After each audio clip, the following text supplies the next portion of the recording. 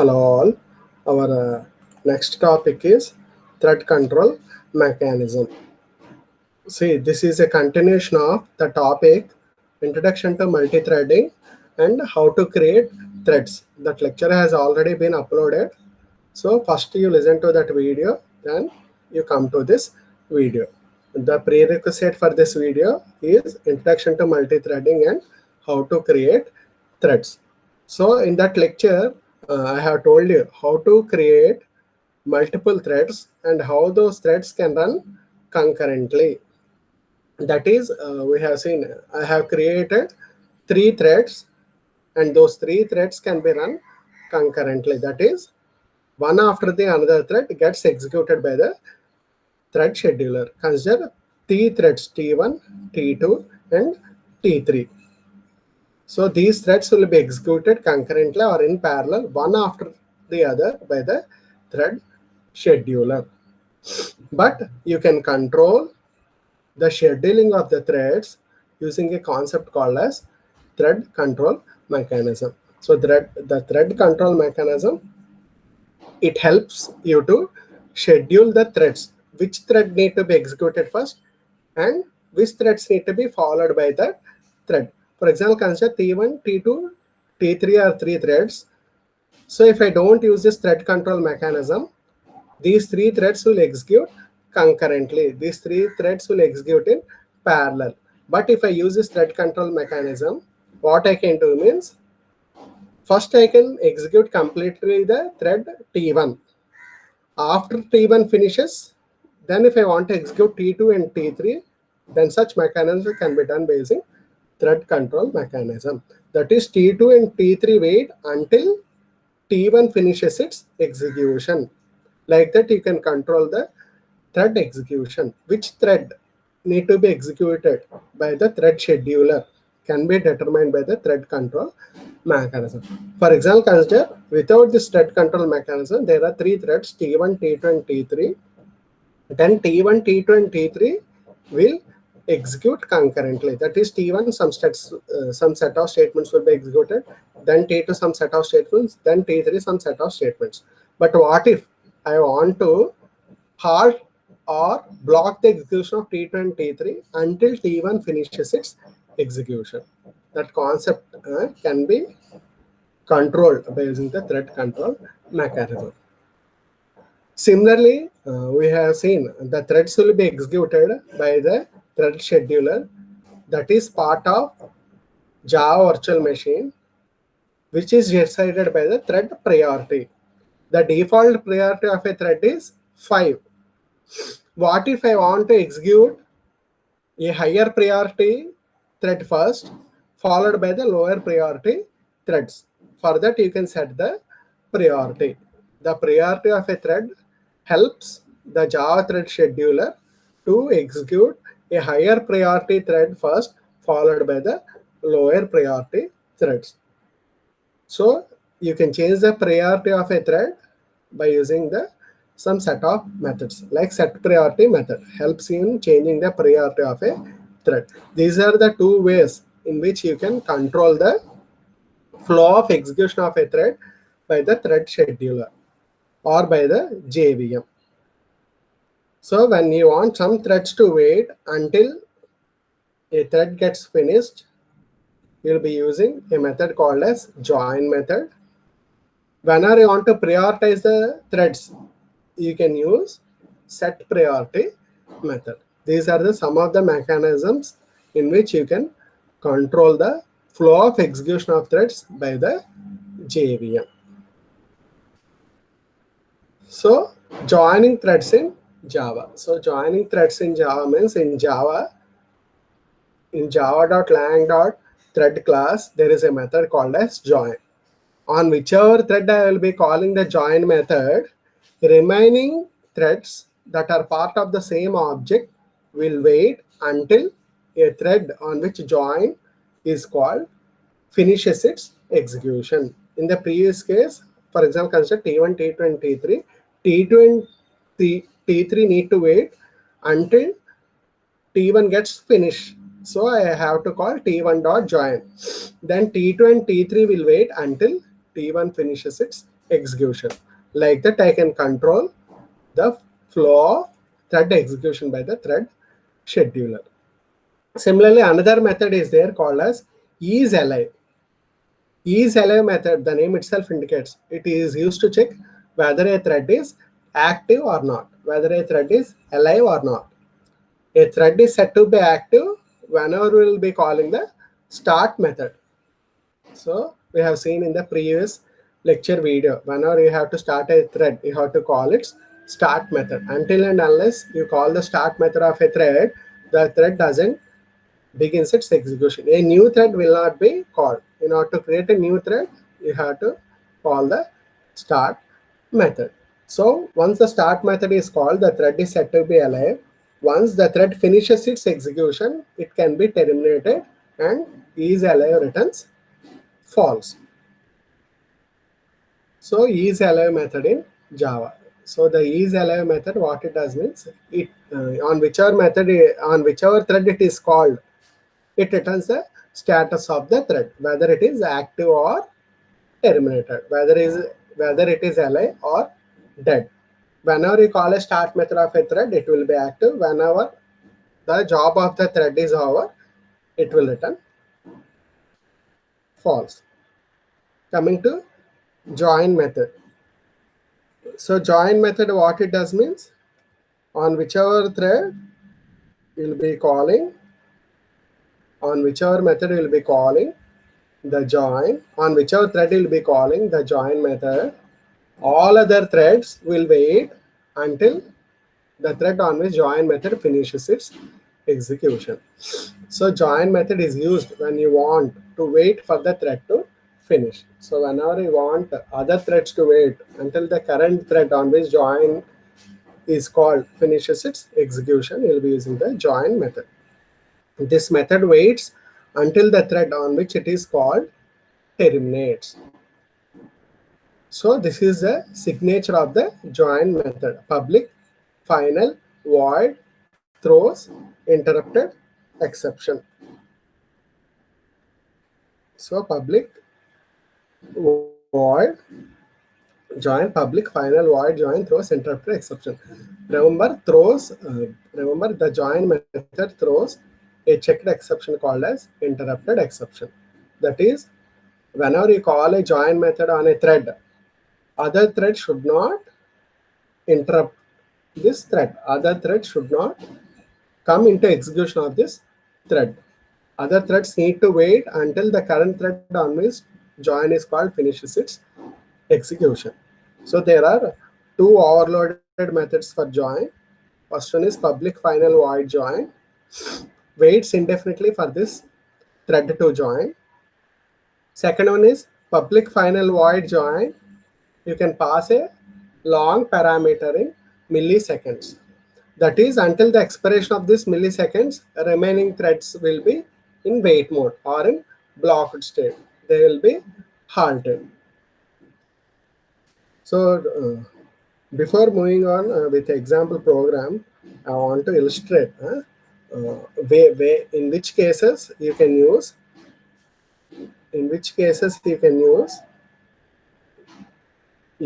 the join method. For example, consider there are three threads.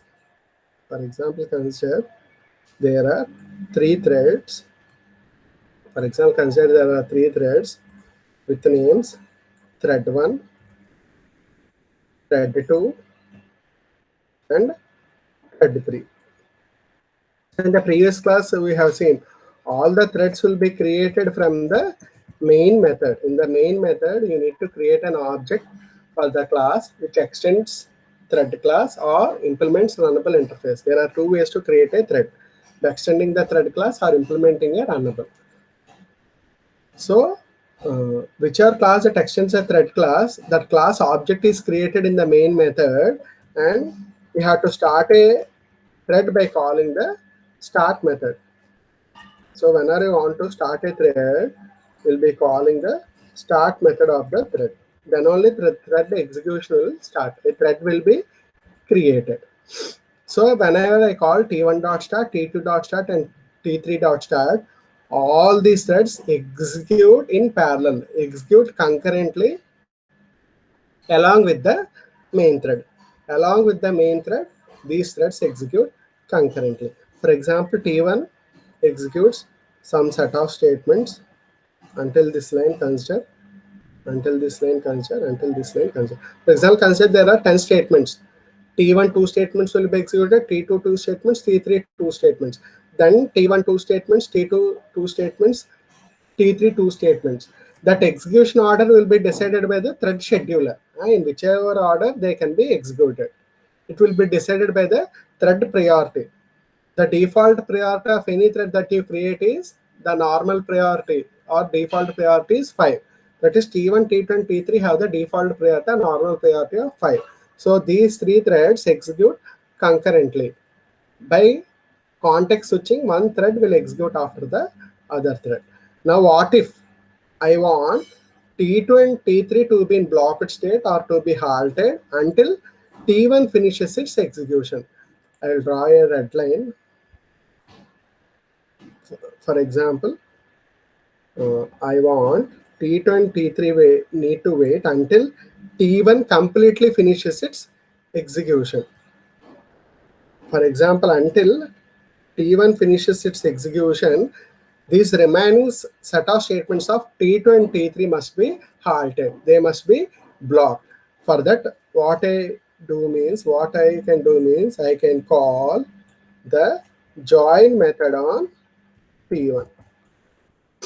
If I call join method of T1, what will happen means the remaining threads will wait until T1 finishes its execution. That is, T2 and T3 will be halted, or they will be in blocked mode, or they will be in non-runnable state until T1 finishes its execution.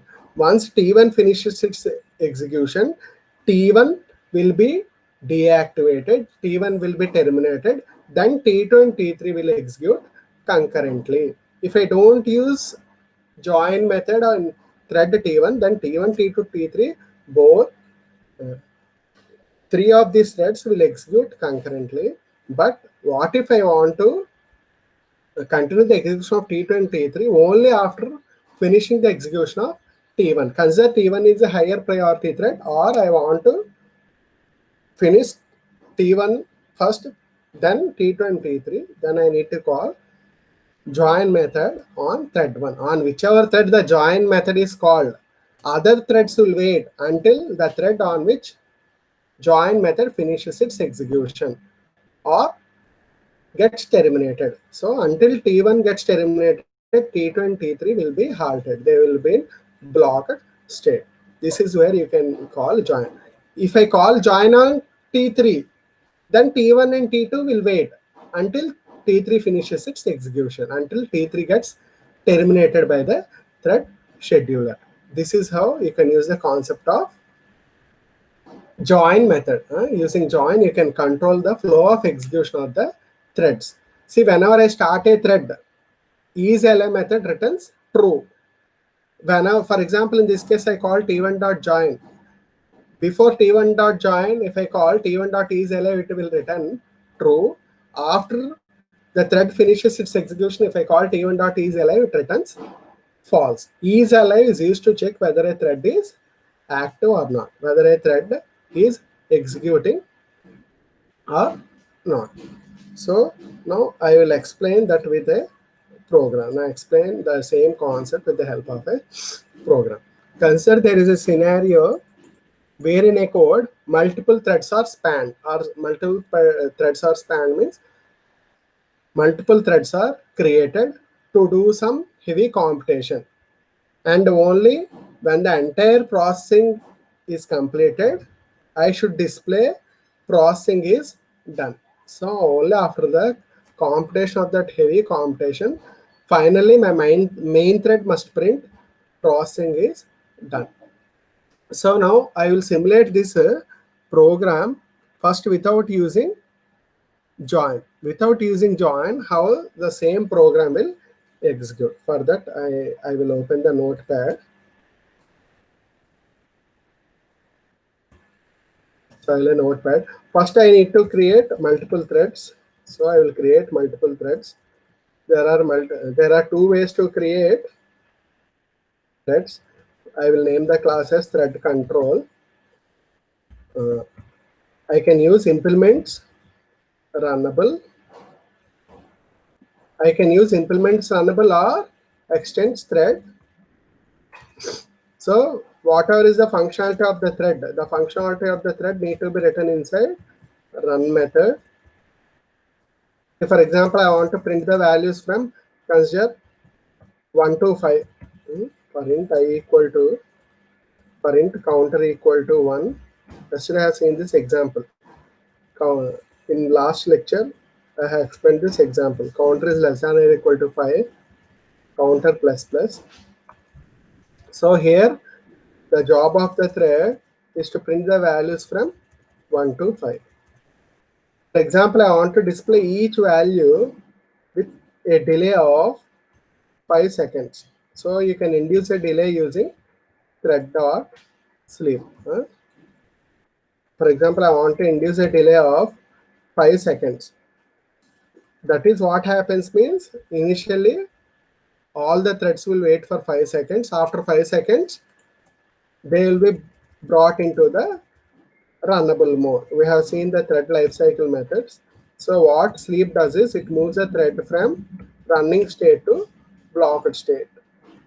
Until the expiration of that 5 seconds, it will be in blocked state. After expiration of 5 seconds, it will be moved from blocked state to non-runnable state. It will move from blocked state to runnable state. That is from non-runnable to runnable state. So it will, that sleep method throws a checked exception, interrupted exception. You have to catch that exception. Now I want to print. The value of I. For example, along with the thread name. To retrieve the thread name, you can use thread dot current thread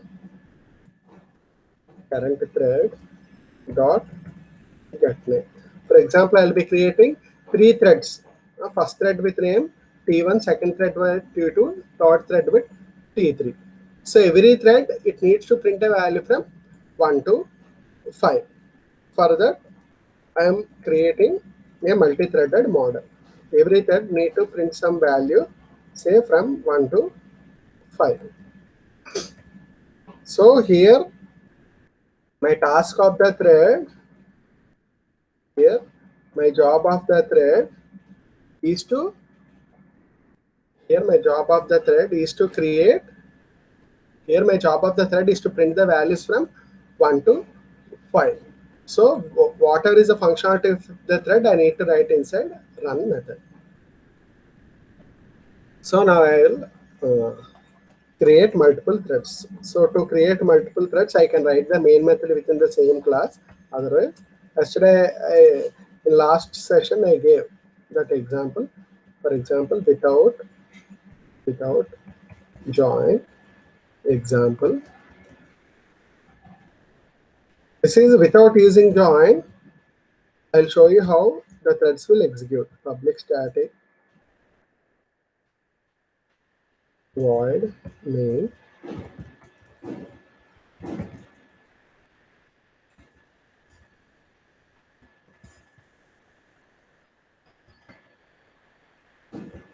so without, now I have to create 3 threads. To create threads, I need to create an object to this class. So I can create an object to that class, or directly within the thread class, I can write thread T1 equal to new space thread of the corresponding runnable object,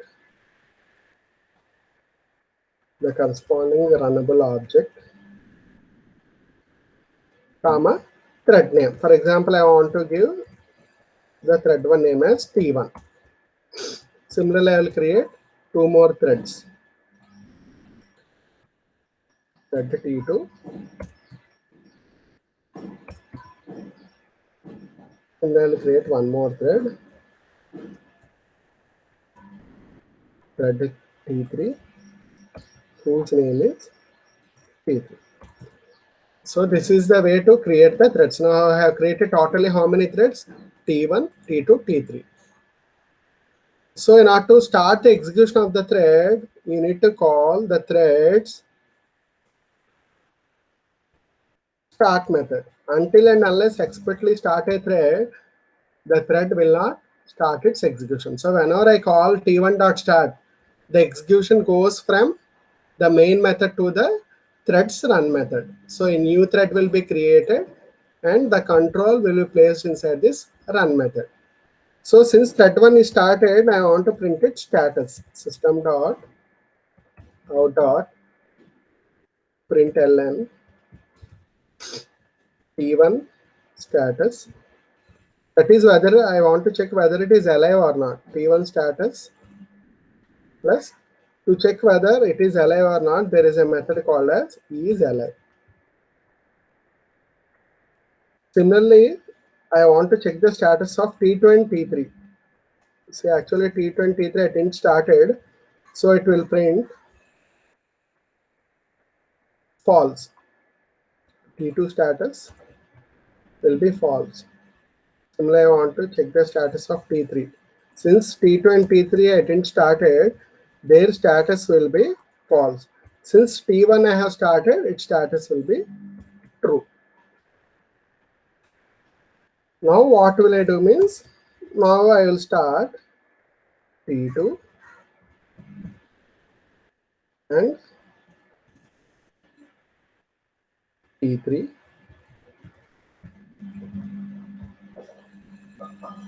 Now I will start T2 and T3. Now again I will try to print the statuses. Now both T1, T2 and T3, three of them will return true.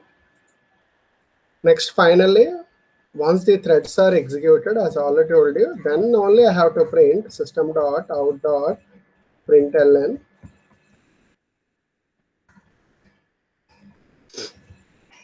processing is finished. Consider this is a big computation where this computation is finished or processing is finished, need to be displayed only if all the three threads finish their execution.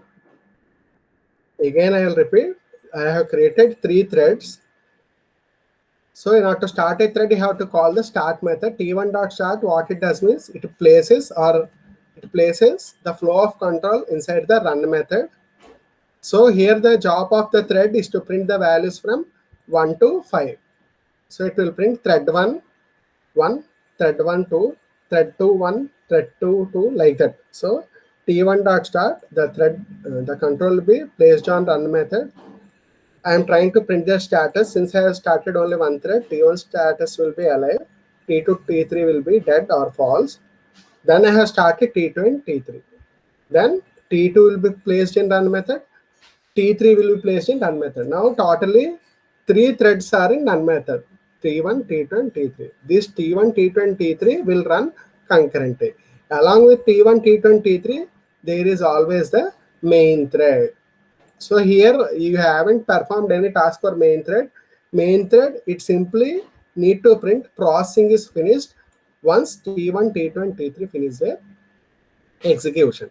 See, instead of T1.start, if I write T1.run, what will happen means a new thread will not be created. The same instance of the main thread will execute. So in order to create a new thread, we have to use a start method. You might have got the doubt, what if I call t1.run directly?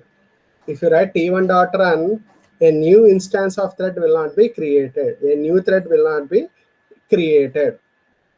Just an instance of the main, just the current instance will be existed. A new instance will not be created. Already whenever you use the main method, it will create the main thread. If you directly call the run method, a new instance of the thread will not be created. Only the current instance thread will be executed, will be put in the stack.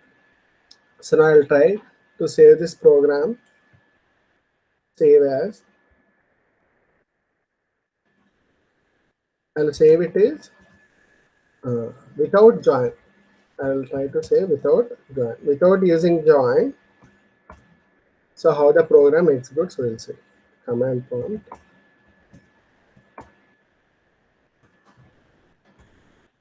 Java C space without join example.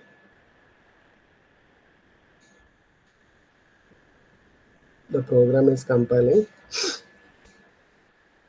See, the error here is, here also I use public class, here also I use public class. There cannot be more than one public class. So whenever the class is named as public, it must be saved with the same name as the file name. For example, here public class without join example, the file with which it's saved must be without join. So again, I will compile the program. Sorry, the value is counter, not I. Counter.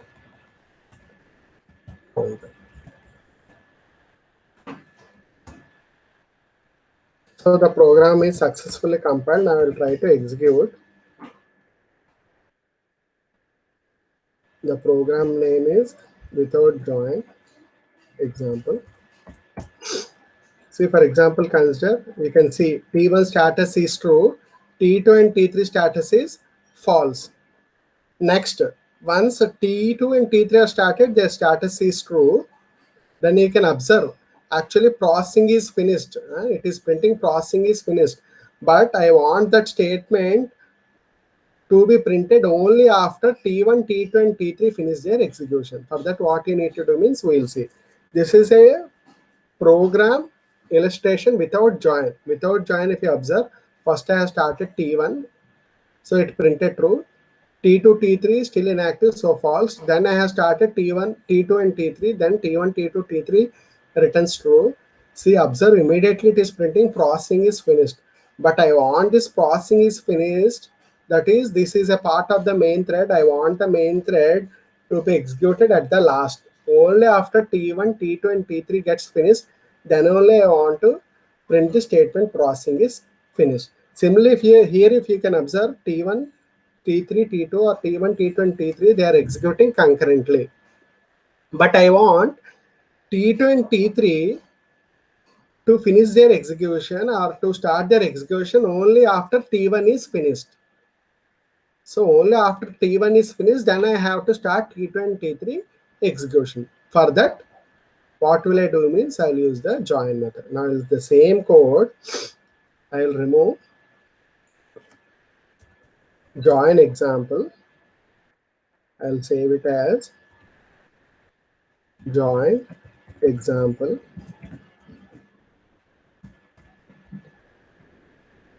So what I need to do means, for example, T2 and T3 must only start their execution, or they must wait until T1 finishes their execution. Until T1 finishes its execution, T2 and T3 need to wait. So since T2 and T3 need to wait until T1 finishes its execution, I will call T1.join. So here what happens means, since I have called the join method of T1, the T1 method will finish its execution. Only after T1 finishes its execution, T2 and T3 will start their execution.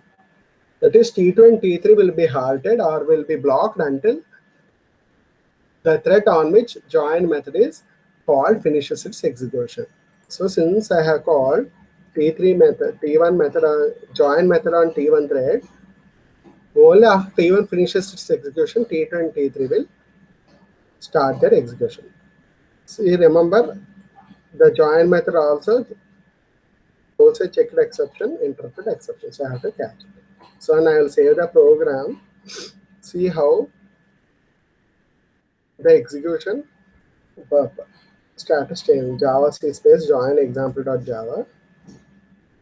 Java space.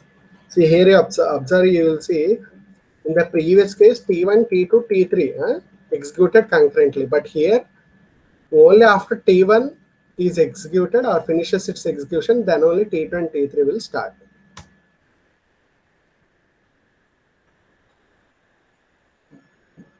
See, for example, it is printing T1, T1 2 value, T1 3 value, T1 4 value, T1 5 value. See, that's why I induced a delay of 5 seconds. See, now here, since T1 is not active, it is false, T2 false, T3 false. Since T1 finished its execution, its status changes to false. Then T2, T3 execute concurrently. See, here you can observe only first T1 is executed. Actually, if I print these statements, if I print the status above the join and below to T1 dot start, then you will understand it better. I will change the code.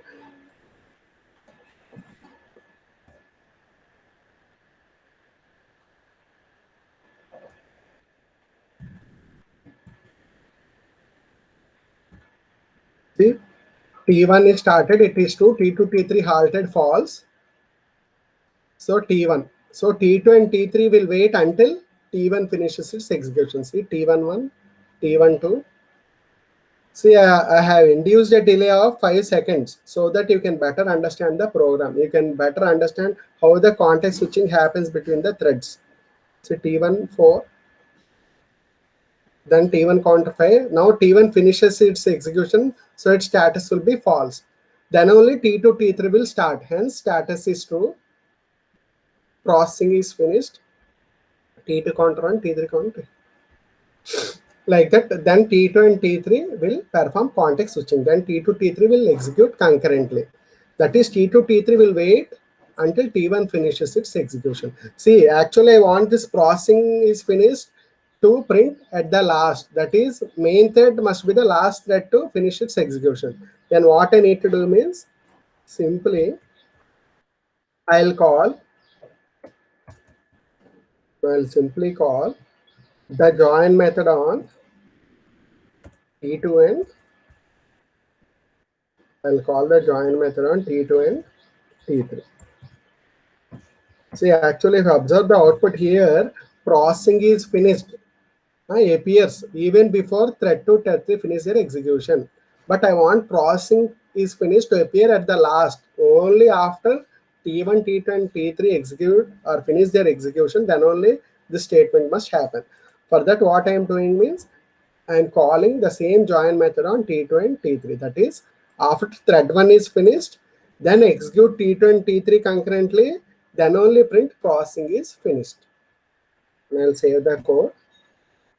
Again, compile the code. Again, execute. See here, observe T1 true, T2, T3 false. First T1 need to be executed. So first T1 counter 1. It will print with a delay of 5 seconds. I induced a delay so that you can understand how context switching happens between the threads. How thread scheduler schedules the threads, in which order the threads are being executed. Like this, you can control using join. Using join, what happens means, on whichever thread the join is called, that thread will finish its execution first. Remaining threads will wait until that the thread on which join method finishes its execution. See, observe, first T1 is executed, then only T2 and T3 are starting. T2 and T3 are executing concurrently. Once T1 gets finished, then T2 and T3 execute concurrently. Once T2 and T3 are finished, then only processing is finished, is executed. So that is how you make sure that main method is the last thread to finish its execution, or always you have to make sure that main is the last thread to be executed, means by calling the join method.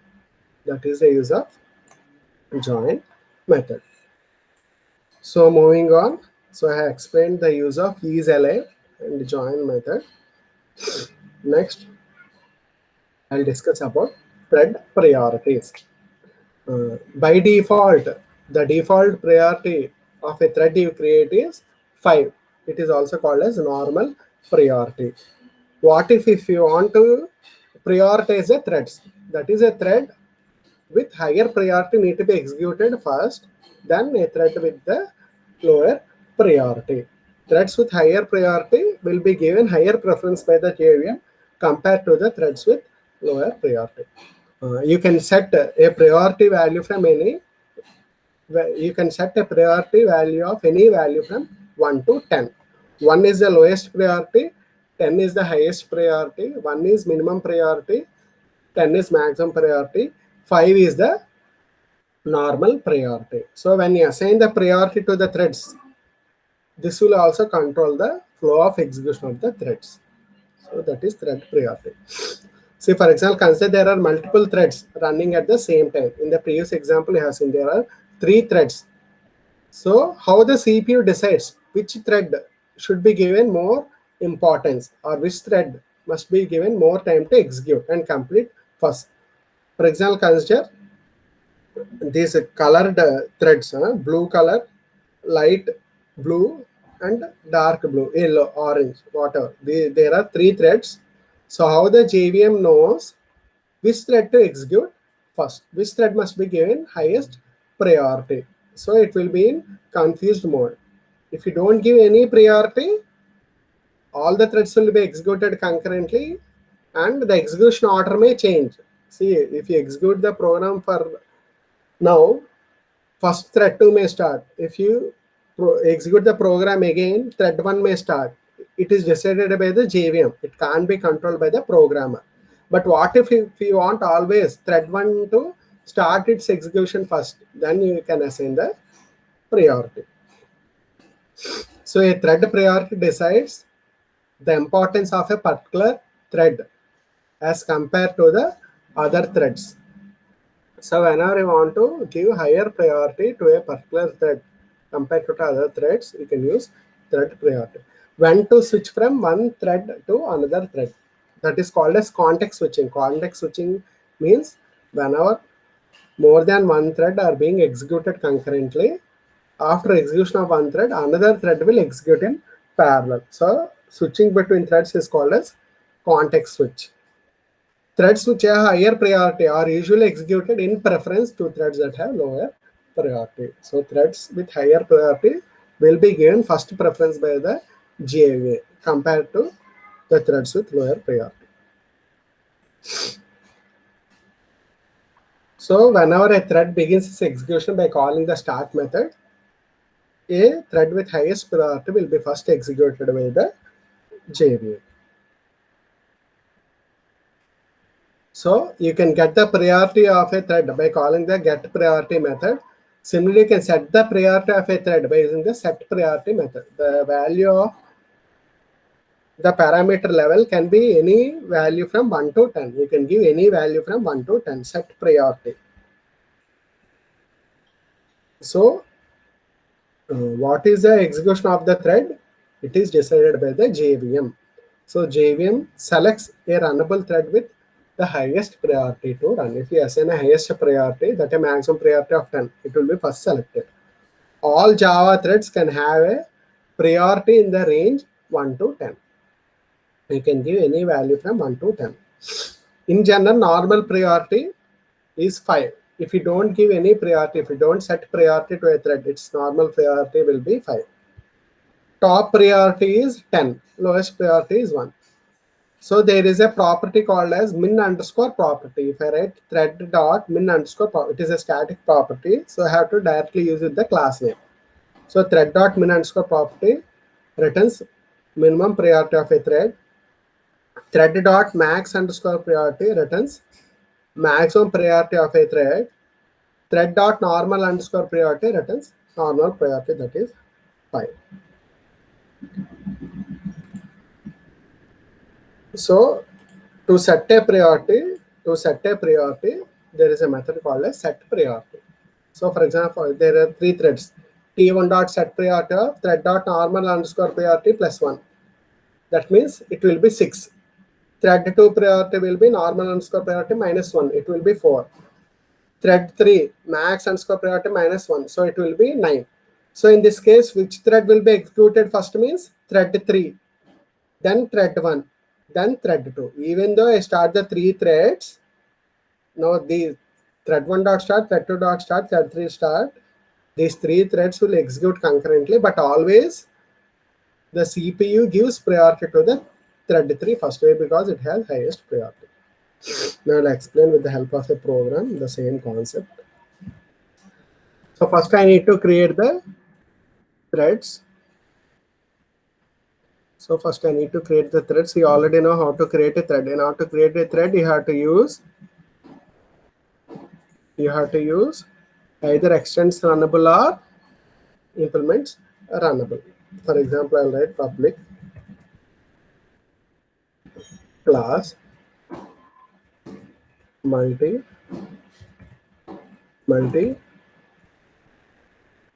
priority test implements runnable. So the implementation of the thread need to be written inside the run method. This is same. What is the functionality of the thread? Whichever the thread needs to do its duty, that functionality or the task is written inside the run method. So inside the run method, same I'll write system.out.println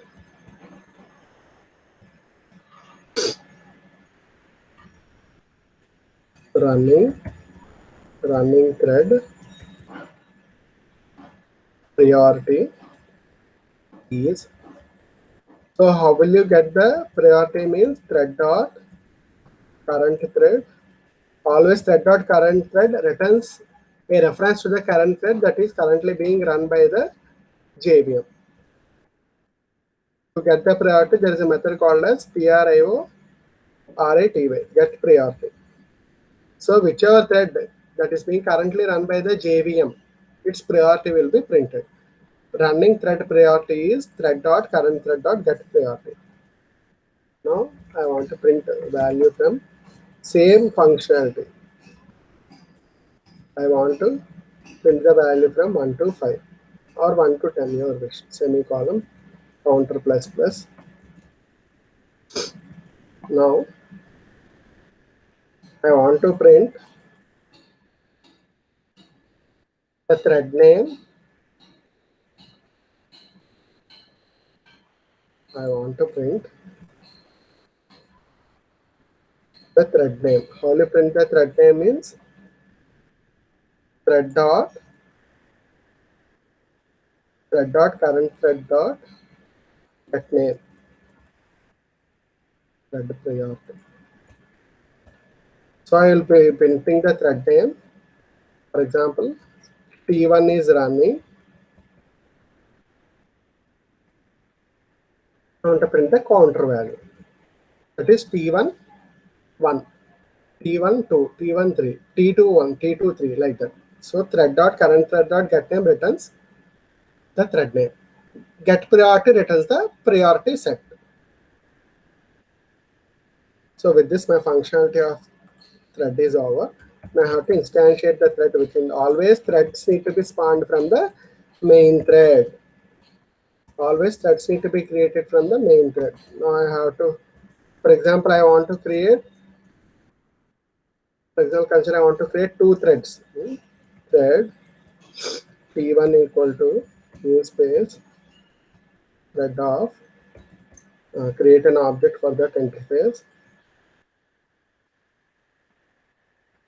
I want to give a name. For example, let name be thread1.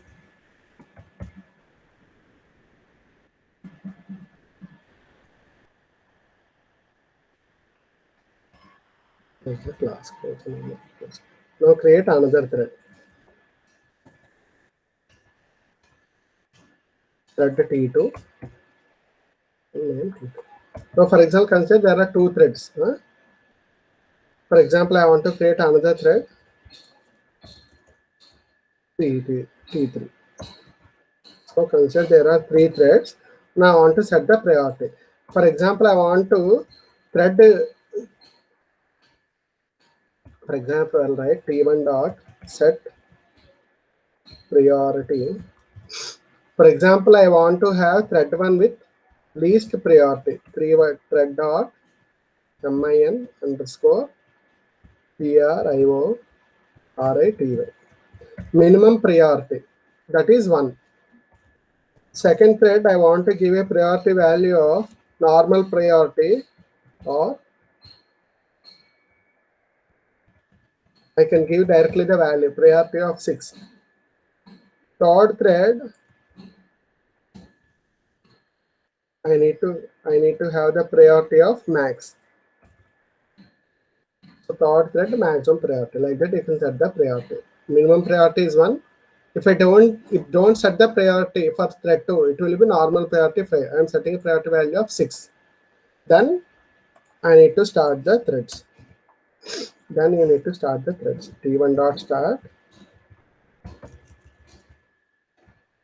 T2 dot start, T3 dot start.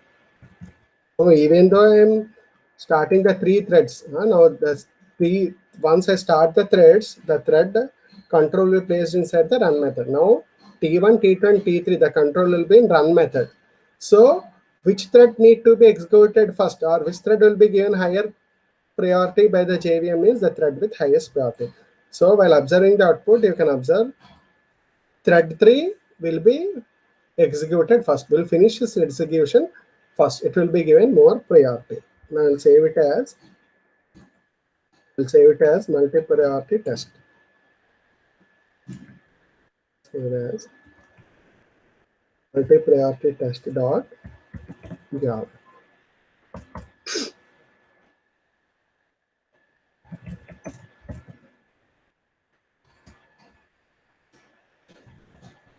If you observe the output, always observe thread 3 will finish its execution first.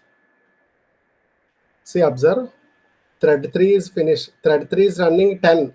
Then only thread 1, and since thread 1 is the least priority, thread 1 is the last thread to be executed. See, running thread priority is 1. That is least priority. Second thread priority 6. Third thread priority 10. See, for the first iteration, it will be decided by JVM. From second iteration onwards, you observe thread 3 is given highest priority. Even before thread 2 and thread 3 will be finished first. Thread 3 will be given highest priority. Since thread 1 is given least priority, it is the last thread to be executed. So like this, you can set the priority for the threads. So the priority of the threads helps you in deciding which thread will be executed first. For example, if I don't give the priority for thread 2, then normal priority will be taken. Again, execute. See, always whenever the threads execution may differ with each other. The threads execution will differ with each other. Whenever you run, each time you run, the program execution steps may change. If you give max underscore priority, maximum priority of the thread will be given. Min priority 1. Default priority is 5. With this, I'll stop my presentation. Thank you.